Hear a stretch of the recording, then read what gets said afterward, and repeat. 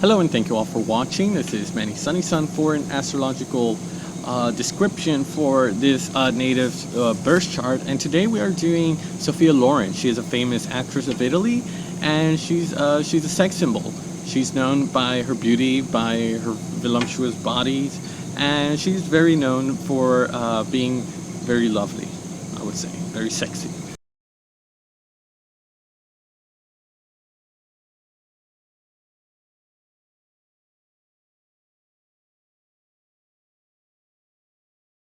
And so let's begin. Sophia Loren. She was born in Rome, Italy, September 20th, 1934, 2:10 p.m. And so let's begin. What is the birth chart reading? So in order for us to get a really good birth chart, we need the exact birth date, time, place, in order to calculate this, the rising. And so there are many ways that this can happen, but for the purpose of this chart, and it gives us an experience of our Earth life, incarnation of our spirit. She decided to be born at 2:10 p.m. She has Sun in Virgo, Neptune, Venus in Virgo, 8th house. She has the ascendant in Capricorn. She has Moon, Aquarius, and North Node in Aquarius. She has Jupiter and Mercury in Libra.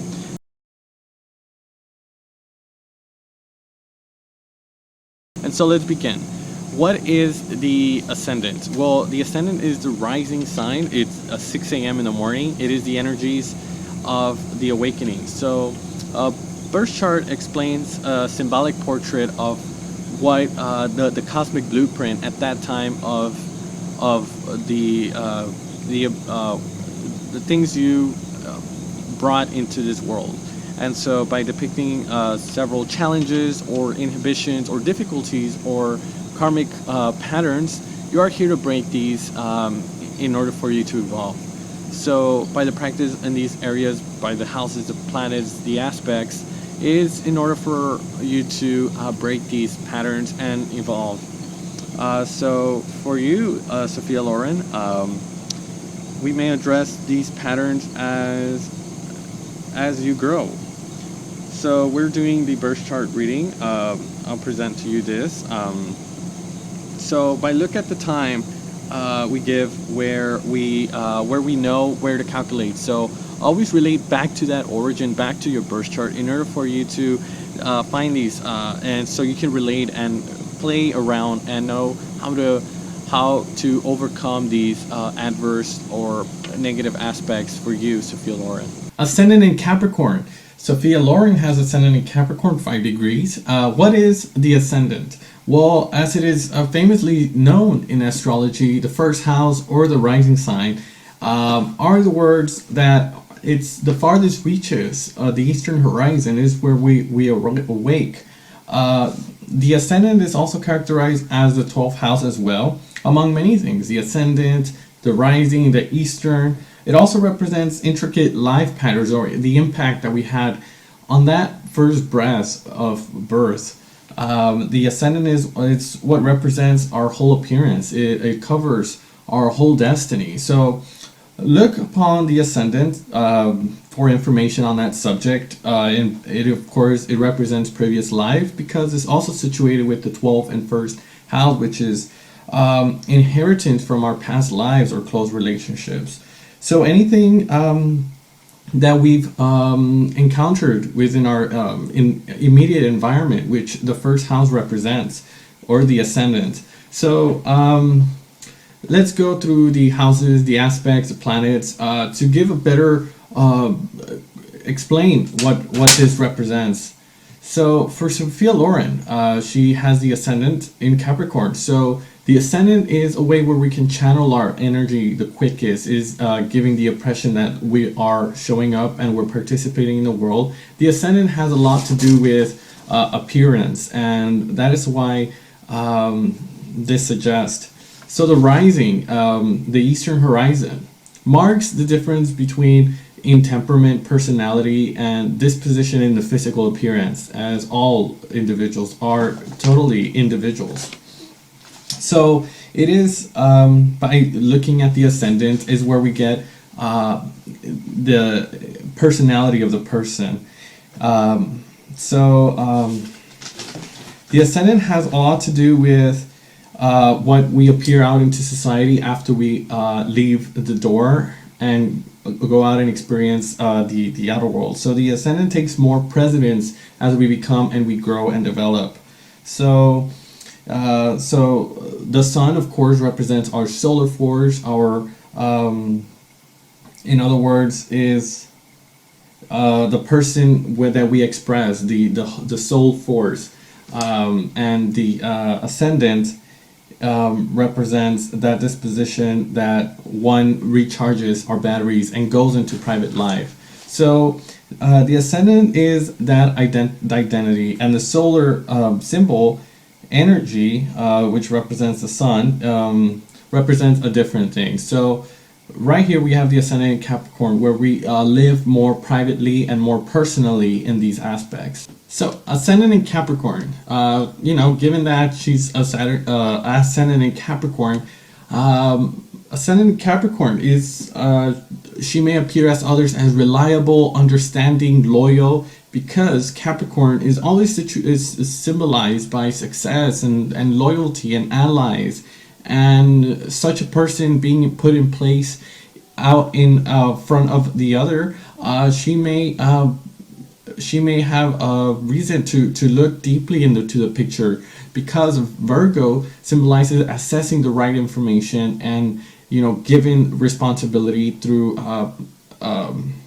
patience and taking responsibility when we have a vision and we sense progress. So anything from Capricorn showing strength, responsibility, even through struggle or pain, they rise into the position of fame or stardom, and very high positions are sought by ascendant in Capricorns.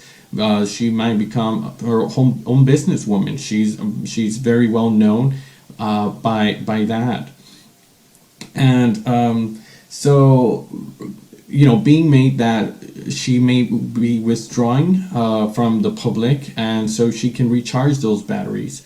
She may seek higher experiencing the outer world in a much more broader way. So the ascendant, also in respect to the solar sign of Virgo, which of course represents, she may likes things in schedule, responsibility. She likes work set in schedule, placed for that. So with ascendant in Capricorn, she may appear to others as too scholarly, too responsible, very critical upon others, or she herself may be critical or responsible. She may put the slightest effort for to progress, and she gives the idea that she's responsible. She carries on forward, even beyond the boundaries.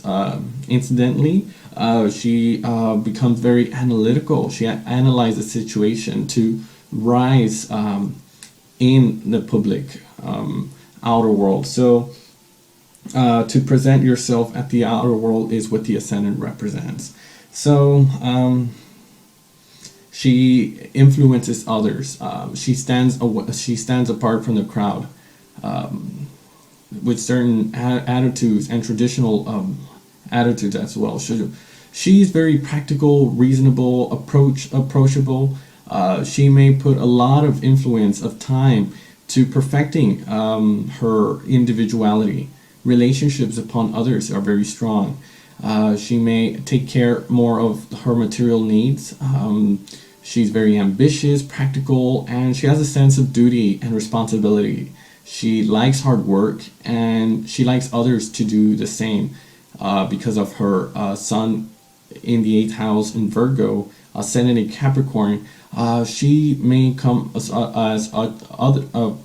other person as to others as very secure and protected and responsible and diplomatic in that approach.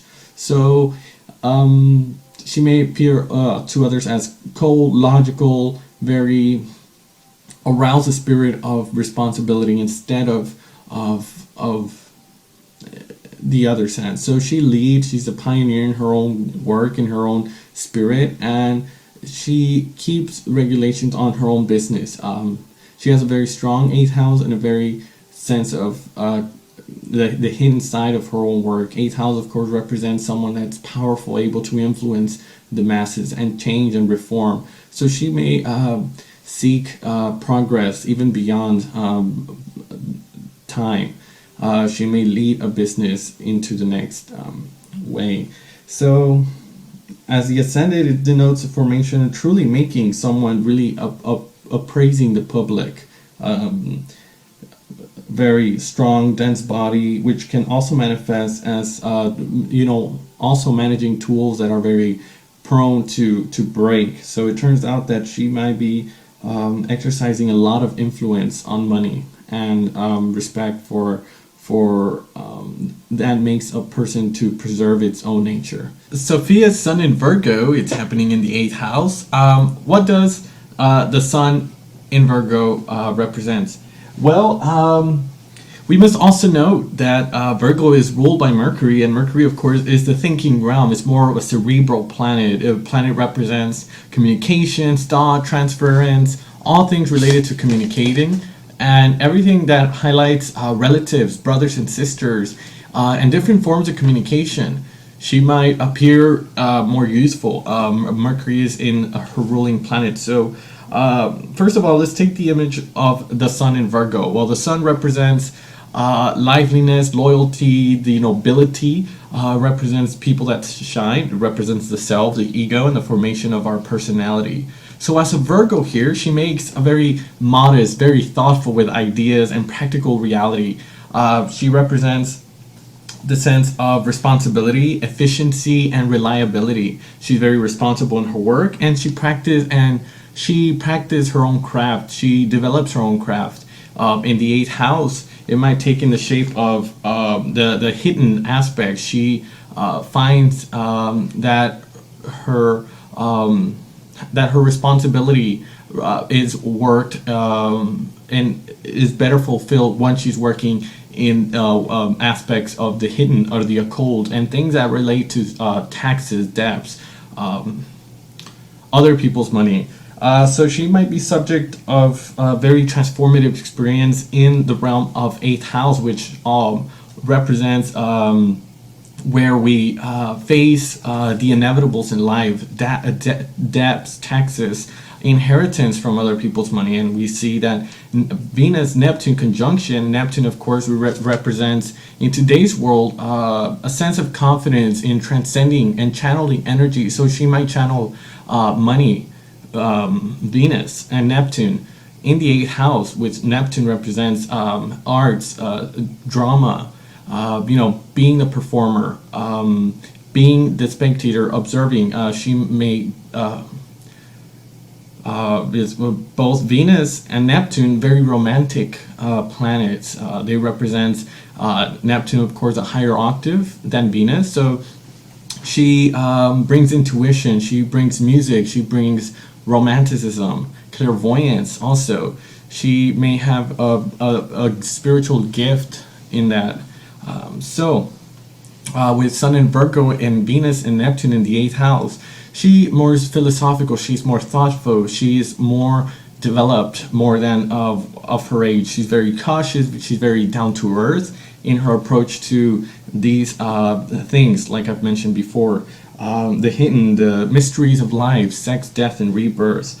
So to look here in the sun is how she is in the outer world when she comes out of, she exits and closes the door behind her after she leaves her home. So everything that she's faced in the area of Virgo, where we make connections with our body. She's very careful in how she takes care of her body. She may have in her earlier life everything that represents that. So she may have a position as a healer. Of course, Virgo is a healing planet. It represents health, it represents disease, but also of service to other people. So she may have a very noble outlook, She plays a large role in the area of health, and she may actually be very qualified in that approach since we're dealing with 8th house issues. She may have a very when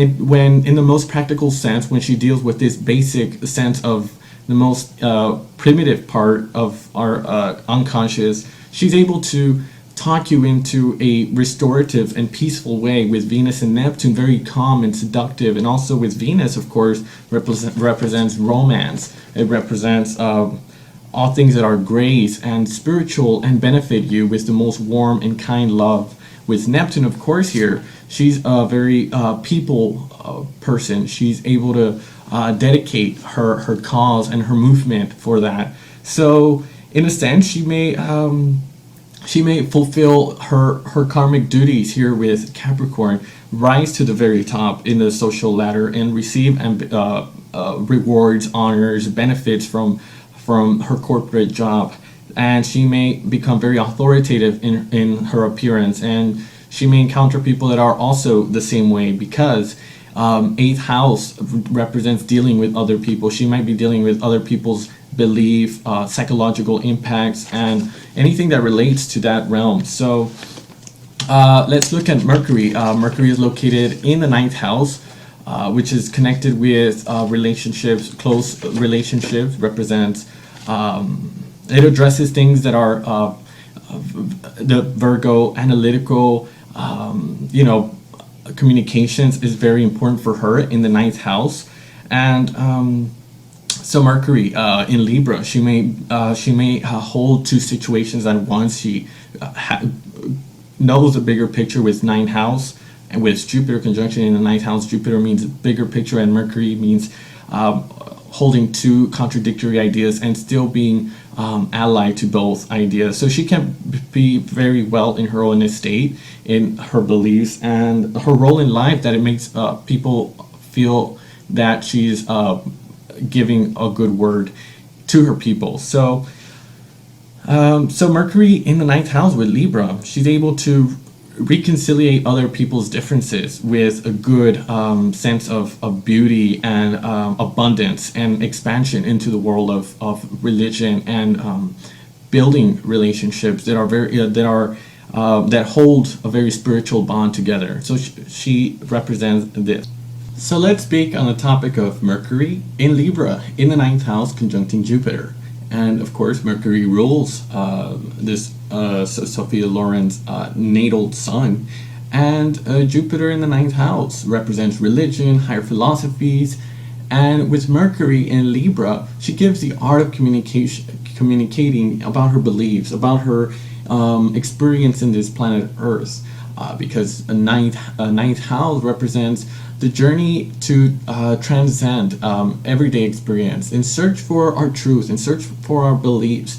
She may likes to experience the territory. She has a mind and a focus to experience things in a bigger and a broader, more expanded, more abundant, and more spiritual way than others. She has a development about her beliefs that represents just this, beliefs and with pride and nobility and confidence and enthusiasm. So Mercury in the 9th house. Mercury, of course, represents all things of communication. With Libra, which rules Venus and also represents the 7th house. Well, this can be associated with love and attraction and attracting social intercourse. She values love, she values romance, she values things of the heart and about caring about the planet and caring about the situation that happened in earlier childhood. And she began her career at the age of 14. So there's something to think about. She cares about that.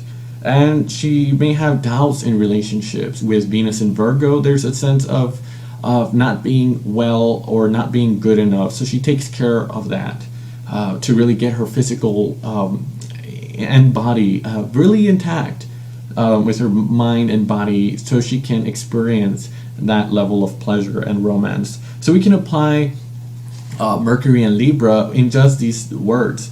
With Mercury, the harmony and the art of balancing relationships and pleasure and aesthetics. She has a refined beauty. She's taking good care of her of her beliefs. She may align her appearance with another spiritual influence. She internalizes beauty because Venus internalizes its beauty. It's more receptive, it's more nurturing, and it's more feminine in its approach. While ninth house also represents the urge to expand and abundance with these words.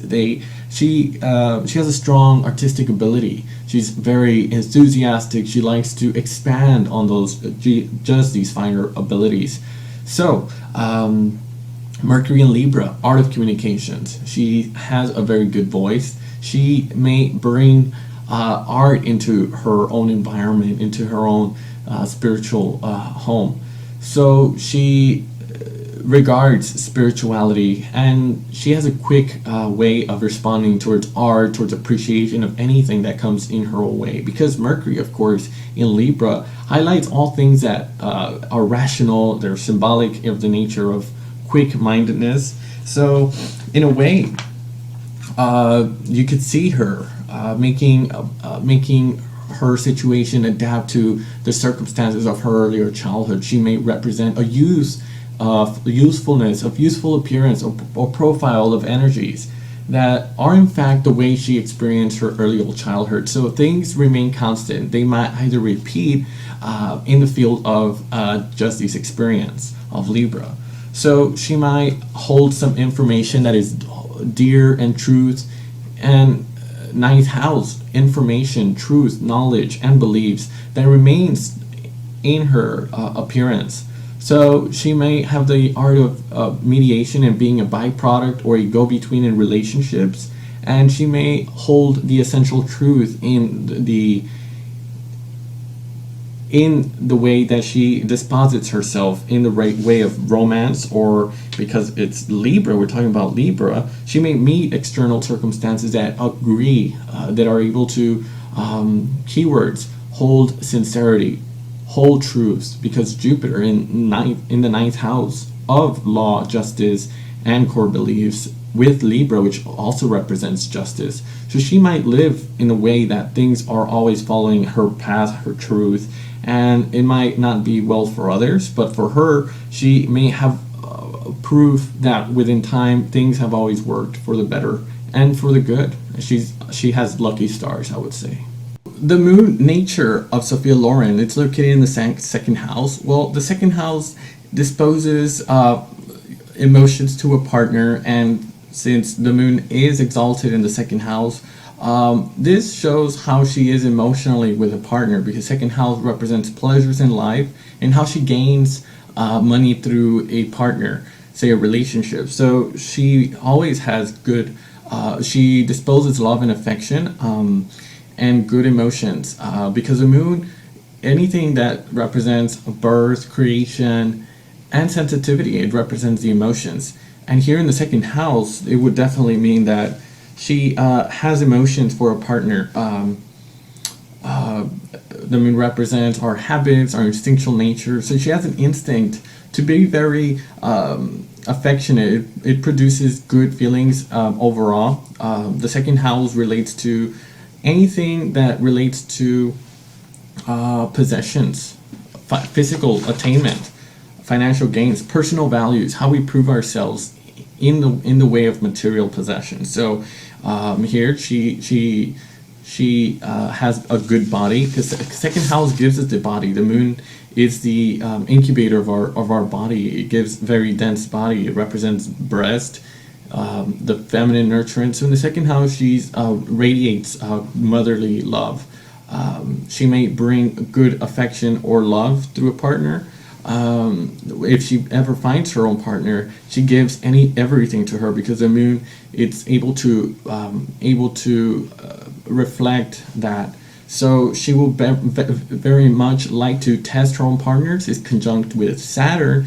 Saturn is, of course, very dry, very practical and skilled, while the moon is very moist and nurturant and represents all types of emotions, fertility, and anything of that nature. So when you have the moon, which is receptive, and the moon governs the feminine aspect in astrology, and when you have Saturn, well, you have things that she may have to test her own partner, or because second house, she might gain finance through a partner or reach a level of security, because second house represents securities and anything like that. So when you feel safe around a partner, or when you receive the love back, well, it seems to place her down to earth, because second house is the earth sign ruled by Taurus, and when it's in the Aquarius, so she wants and needs, and she has a desire to be with someone from time to time. If it's with someone, it will stay for a long time. The moon causes popularity. It causes memories memories of love and receptivity. So above all, Sophia Loren, you may have ties to one soul. Saturn limits, and also limits that in the second house of financial gain, and a distinction in the material world. So you have a vehicle of how to transport yourself in relation to your innermost needs. So when the moon is in Aquarius, all about humanitarian efforts.